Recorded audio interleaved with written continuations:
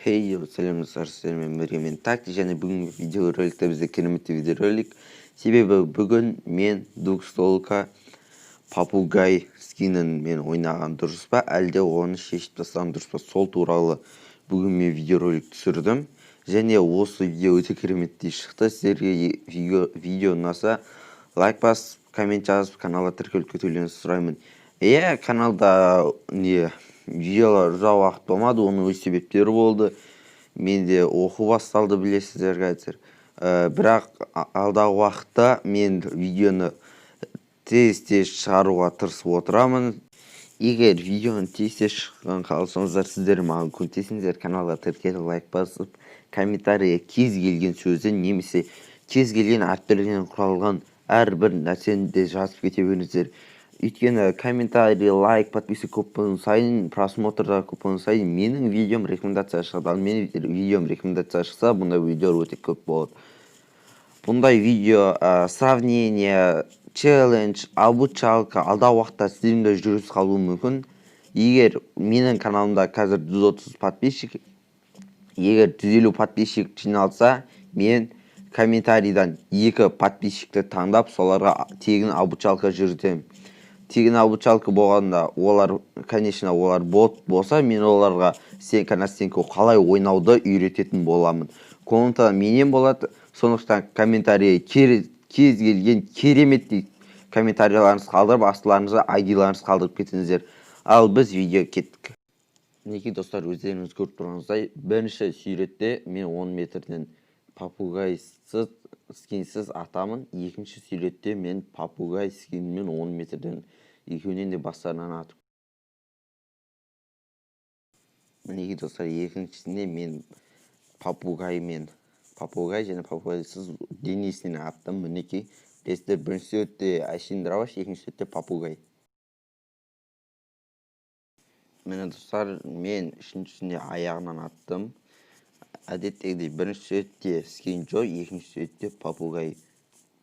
Сонымен достар, біздің соңғы тест ол дальность. Ал мен осы дальность туралы видео түсірдім, қазір сіздер осыны көресіздер.